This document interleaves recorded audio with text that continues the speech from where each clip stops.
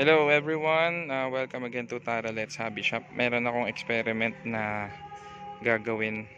Gusto ko kasing malaman kung kayang bumasag ng bote ng gin netong double bell Glock 17 CMC body. Yan yung unit na gamit ko.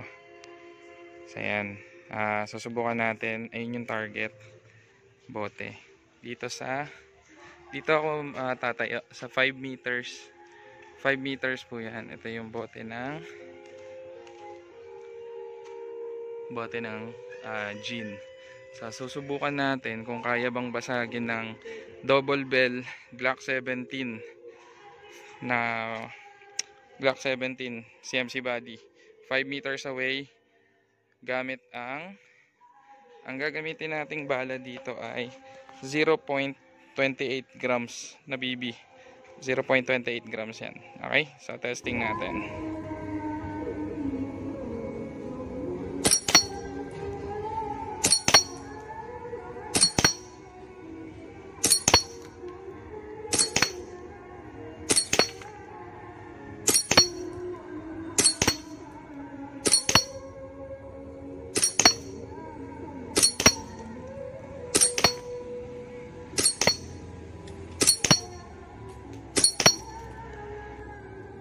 So yan guys, tinesting natin sa 5 meters range yung R distance pala. 5 meters distance yung Glock, double bell Glock 17 CMC body. Hindi po nabasag yung bote. So gagawin natin, bawas tayo ng 1 meter. Subukan ko naman siya sa 4 meters naman. Ito yung 5 meters. Ayan, nakabaliktad. Ito yung 5 meters. Atras tayong konti dito. Sa 4 meters tayo. Okay, sa testing natin. Buhay pa yung target natin. Ito. Ayan yung target natin. Parang walang bakas ng pagkasira. Okay, subukan natin yung 4 meters naman.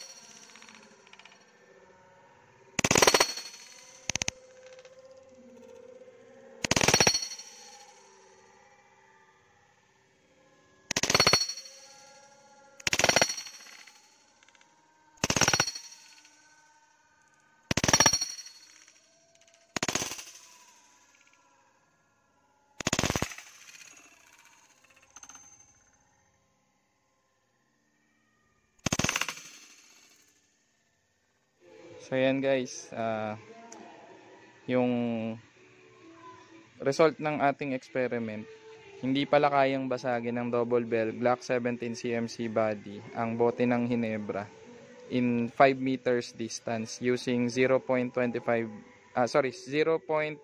grams na plastic BBs. Pero nung umusog ako sa 4 meters, ayun, basag yung bote. Kaya niyang bumasag ng bote. Pero within 4 meters distance lang using 0.28 grams na plastic BB.